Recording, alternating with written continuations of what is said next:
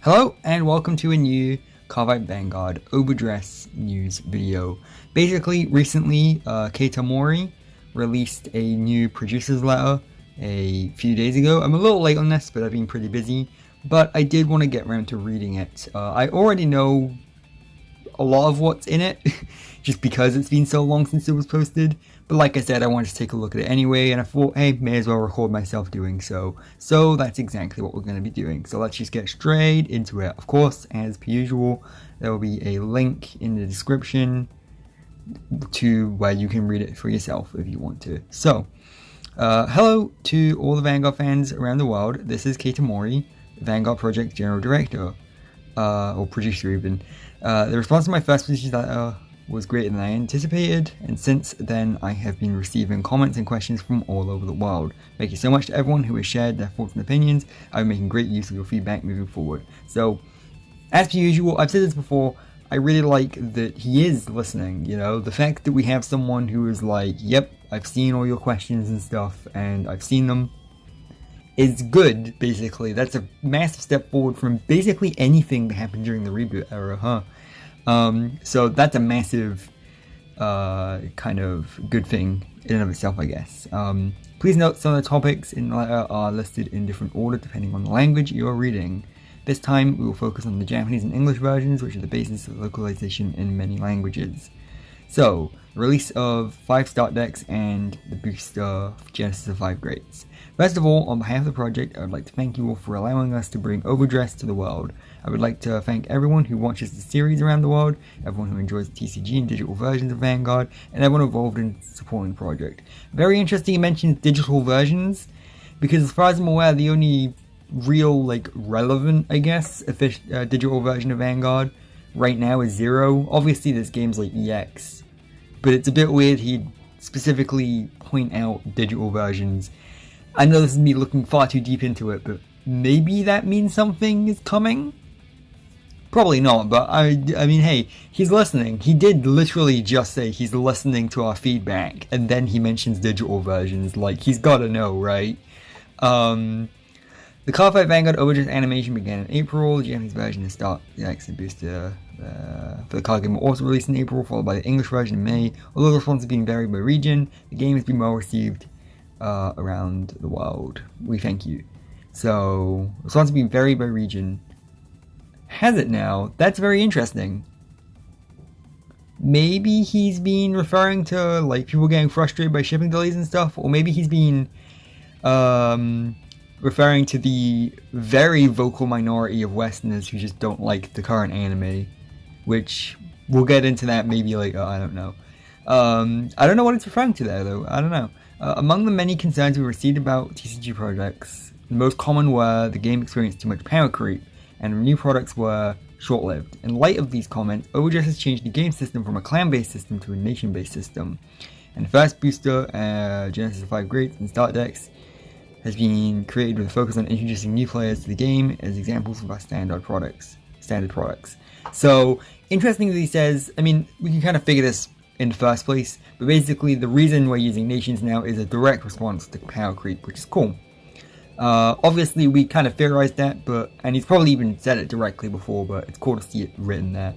As far as the animation goes, we've already announced Season 1 and 2 of Overdress. Until we draw closer to the release of Season 3, we do not intend to add any new overtriggers other than the 5.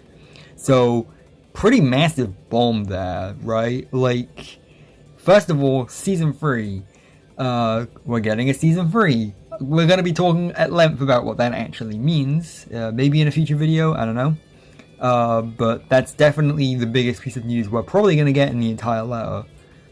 And then, we do not intend to add any overtriggers, until Season 3. So, here's my theory, of course.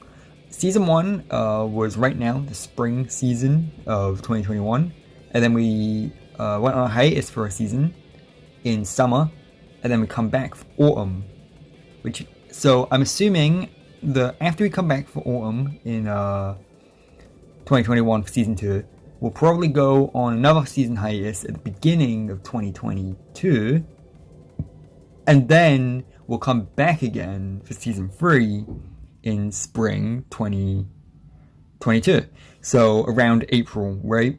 So basically, don't expect any new overtriggers until April. Which basically, if there's going to be a pattern there, which I'm assuming there might be, that means we're going to only get new overtriggers once per year for each nation.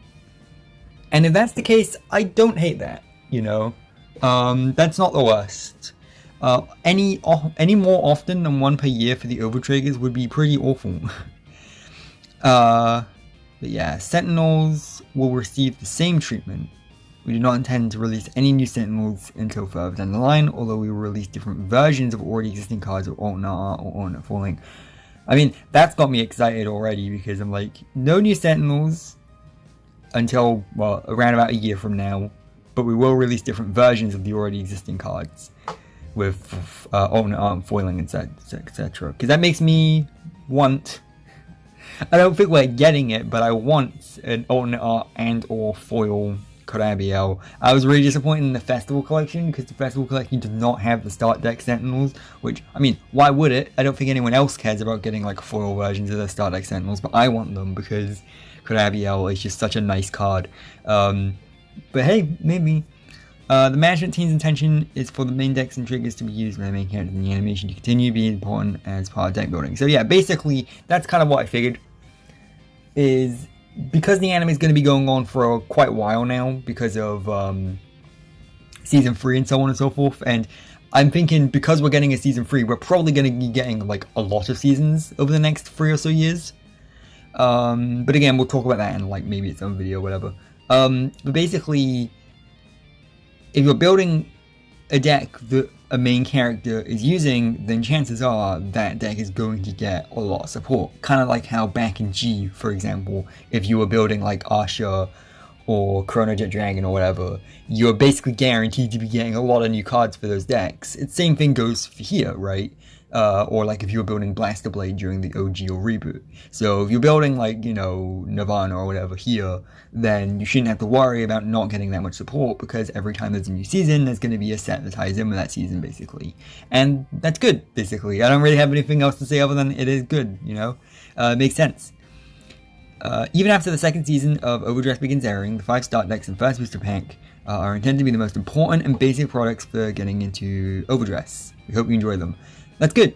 Again, it's good to know that the set that's already out is important and one that will be rewarded for investing into, basically.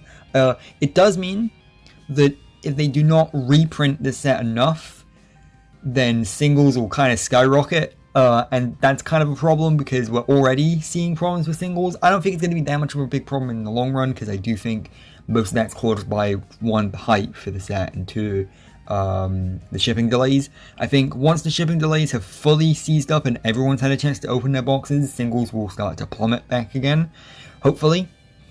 And then hopefully they will keep reprinting the set whenever it needs reprinting. They've already confirmed at least 1 more reprinting, so that's very, very good. But yeah, good to know this is an important set. It's worth investing into. So anyone who's already bought like their nation splits and stuff, you're good to go, basically. The Overdress season is launched during a period where it'd be difficult to get together with others, which we believe is the most important fun part of enjoying card games. I agree. We are continuing to adapt this landscape for trial and error, and we appreciate all the feedback we received during this period. We ask for your support as we continue to develop and improve. We'd like to apologize for the delay in the English version of the product to some regions due to logistical issues. I'm having trouble speaking today. Okay, cool, good stuff. So, at the bushiroad TCG Strategy Conference on May 12th, we introduced the second booster, Brush with Legends, and received a variety of opinions from around the world regarding the existence of encounter cards. Dear Keita Mori, I'm sorry. I apologize for how harsh we've been. Knowing that someone's actually reading our bitching and moaning makes me feel bad about it now. Prior to the presentation, we published a series of stories titled The Elderly Densetsu no Kaikyo. So it's like a legend of the something, I don't know. On written work site. As described in the stories, brushes with these ancient legendary beings, which are made manifest by certain artifacts called encounters. We've established a new reading site and published the chronology of the setting, and are currently focusing on a systematic storytelling based on the historical continuity of Planet Korea and its various settings. The most common question received is, why did you make these? Once again, I'm sorry, because I think I said that like verbatim on Twitter.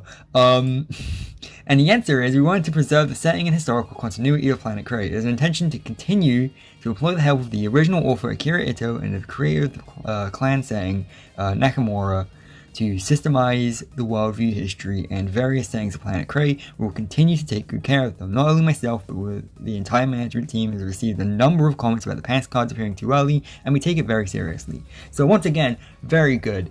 I think this kind of answer he gives here with like trying to keep Akira Ito and Nakamura kind of relevant, and then also like systemizing the worldview and history and all that other stuff, that's the best answer he could have given, if I'm completely honest. Because like, let's face it, the real reason is bushiroad wanted the nostalgia pandering.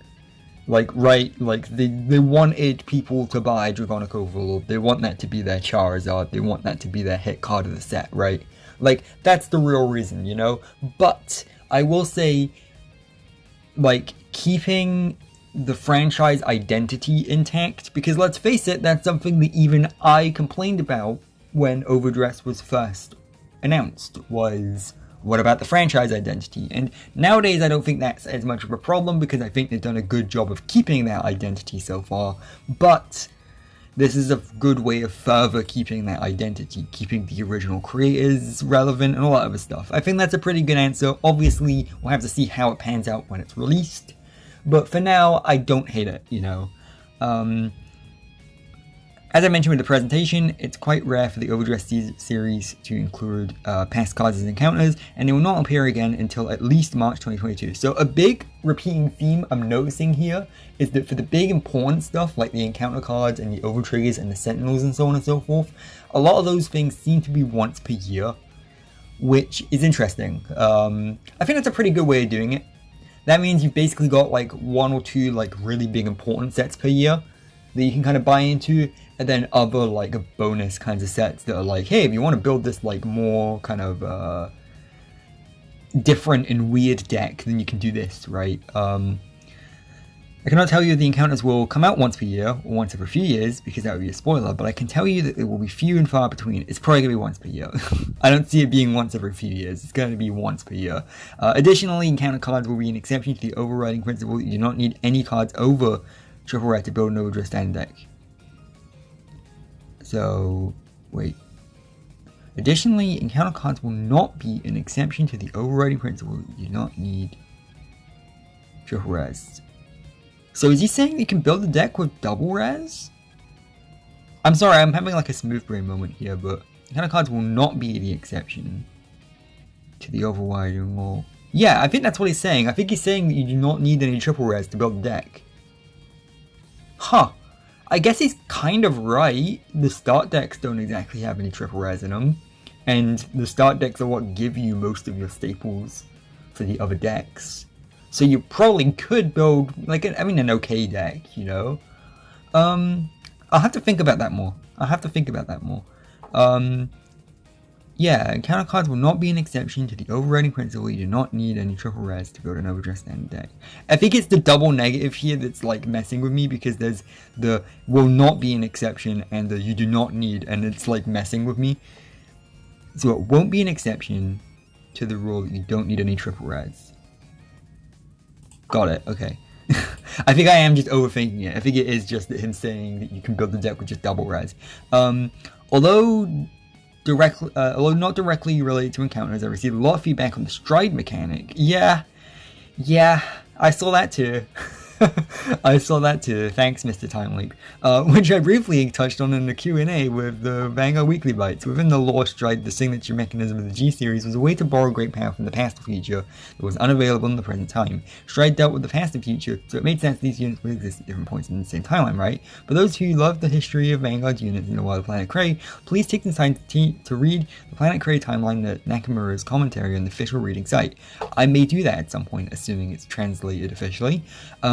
Some of the things were foreshadowed will soon come to fruition, while others will reappear in the future, perhaps after everyone has forgotten them.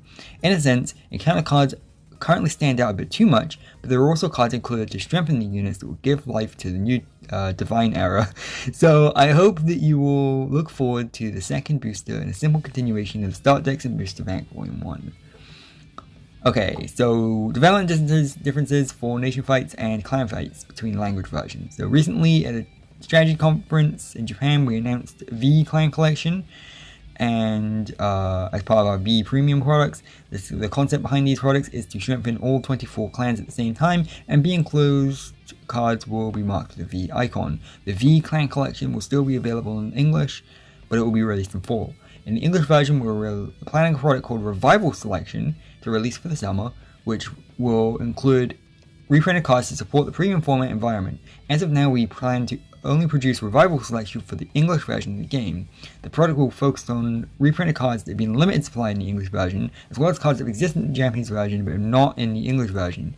For more information on these products, please look forward to the future announcements on the official Twitter and social networking platforms. So we basically already know quite a lot about Revival Selection, and it basically does seem like reprints of cards that were difficult to find in English, but Japan has an abundance of. So that's the reason we're getting it, but they're not. And if that's the reason, then that's okay, I don't mind that.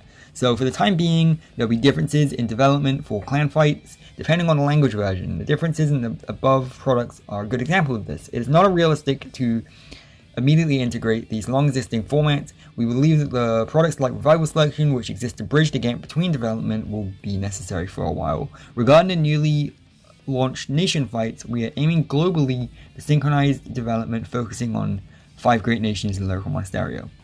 We have received many questions about the English version of collaboration titles that have already been announced in the Japanese version. We will make an official announcement on this matter in the English TCG strategy conference in the summer. We apologize for the delay, but please wait until then for further information. Oh, sick! So we are actually getting an English conference. That's good to know. I look forward to that. That'll give us a lot of important set date releases and that kind of thing. And I mean, that's the thing. They're saying please wait until we announce whether or not we're getting the crossovers. But I think everything we know about overdress so far seems to be pointing towards us getting everything. We're gonna release absolutely as much as they can in English as they have been in Japanese, because Mori especially has been an advocate for giving the other language versions of the game everything that Japan got too. So I don't see a reason why we wouldn't. Don't get me wrong, a few years ago, back when we were still in the reboot, I love how I said a few years ago, a few months ago more realistically, but that's how long it's felt, But a few months ago, that was a real question that was up in the air, with the Bang Dream stuff. It's are we getting it? But ever since Mori came on board, I don't really think there's a reason to doubt that we'll be getting everything, right? I mean, we'll find out in the summer conference for English. But I don't see any reason why we wouldn't be, For a certain period of time, specifically until December 31st, 2022, we will not be including Vanguard rare cards in our new products. We're implementing this period of reprint protection because we wanted to present an indicator for future card supply demand to both stores who continue to support free premium products, as well as the fighters who continue to play this format. The VOP reprint protection applies to both Japanese and English versions, however it does not apply to some languages with a lot of time differences in release dates, such as Thai and Italian. So not including Vanguard. So basically, Vanguard rares are temporarily retired. I'm assuming this is to make cards more common and easily accessible, right? That's what I'm getting there. Development of the Japanese edition. We recently announced that we will be strengthening our support for the global development of the game, since our loyal Japanese players asked us if we were neglecting our expansion and support in Japan. We would like to respond to these concerns. We will continue to develop the Japanese version of Cardfight Vanguard with the same attention and care, and our desire for Japanese customers to continue enjoying the game has not changed. Although we are increasing our international efforts, the project is still based in Japan, and Japan is where Vanguard originates. We will certainly remember our origins, and we aim to move forward supporting the fans here in Japan and the world. That's really funny to me. So, see, this is the kind of stuff we kind of miss out on as Westerners. Is what is the Japanese discourse? Because we have just discourse all the time, when the encounter cards were revealed, when it turned out the overdress anime didn't really have that much of a focus on the card game. Those two things, and then of course the inclusion of the overtriggers, those three things were pretty big, like, talking points among Western fans, and so I've always wondered, like, what is it that the Japanese fans argue about? And according to this producer's letter, Japan's jealous that we're finally getting decent support here. Because basically what it seems to me is that Keita Mori has been saying we want to focus on like bringing the game globally, making sure that the English-speaking countries are being treated right, and that's great to us, right? And apparently because of this, Japan's been like, what about us? And then Keita Mori has been like, I'm Japanese, of course I remember you guys. And that's hilarious to me. I think that's really funny. I mean, I guess it's kind of valid to be worried about, like, being left out, but, like, when has Japan ever been shafted when it comes to Vanguard product? Like, they get everything first, right? Like, I'm not sure why they'd be worried. Maybe there's a reason they'd be, but, like, I don't see where the panic has come from. Incidentally, we're sometimes asked, why do you want to expand globally? Man, these Japanese fans, they really love us, huh? The first reason is Vanguard has a large number of fans overseas, and we receive a great deal of support from these fans. We believe we owe them our support in return. In addition, we're expanding further into the international market. We are able to maintain the scale of our brand and continue to invest in the development and operation of the project. It enables us to improve the quality and scope of the content we provide, animation, card game, other projects. It is a sincere desire to do so. In my personal opinion, I also think increased internationalism in products such as Vanguard is just the way of the times. Once again, I love the Japan. Supposedly, of course, I don't know for certain, but Keita Mori is saying that Japanese fans are asking why bushiroad want the game to be global in the first place, and I think that's the most spiteful question anyone's ever asked. Thank you very much, Japanese fans. Japanese domestic events. If you want to read this, pause and read it, or just go to the link in the description. I think you won't blame me if I skip past the Japanese domestic events section, right? At least for now. Okay, English edition events. As for events in the English version of the game, I've realized the situation varies from region to region and is quite diverse. Just by taking a quick look at the reports on social networking sites regarding the launch events for the English version of Genesis of the 5 Greats last weekend, I found that some events were online tournaments using Discord, some were in-store events, and some were real events that attracted 100 people. Real events of over 100 people. I can only hope this infection rates continue to come under control in more and more places. Yeah, basically, I mean, that's the thing, is right now might not be the best time to keep an eye on how many people are going to events and stuff, because there's probably a lot of people who want to go to events but can't, right? So it's good that we are getting high numbers and stuff, but I definitely wouldn't, like, put too much pressure on that right now. Maybe in a year or so time we can focus on that more. Considering all this, I think that Springfest Online in English is a very meaningful experiment. The fact that fighters from all over the world, even different time zones, can play at the same time is a unique feature of the online era. It's also important to note that based on the premise that everyone will behave in a sportsman-like manner. In terms of the competitive scene, we'll be monitoring this event and conducting a questionnaire survey on the future of premium format, which is attracting a lot of attention in the English-speaking world. So I do like, once again, he mentions that it's us English people, or I guess Americans, that really, actually no, I think it is more Europeans, because I'm like Solemn, and yeah, I think it is more Europeans that like it than Americans. But yeah, English speaking world really like premium. I know it's starting to get more popular in Japan too, but it is mainly like English speaking players that are making the big push for premium. So it's good to know that's working. I'm really happy for the people who are super into that, you know?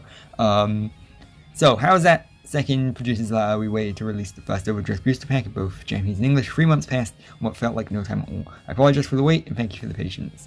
Once again, I'd like to express my sincere gratitude for your support during the release of Cardfight Vanguard Overdress. Thank you so much. I hope you will continue to support Vanguard. I look forward to receiving your comments, questions, criticism, encouragement, and anything else you'd like to say. Yeah, really good stuff, honestly. Really nice letter. Like, again, I think the biggest bomb we got there was, like, the idea that we're getting a Season 3, which I theorized for a while. Like I said, we'll talk about that in a future video, and what that actually means, because I have a lot of theories.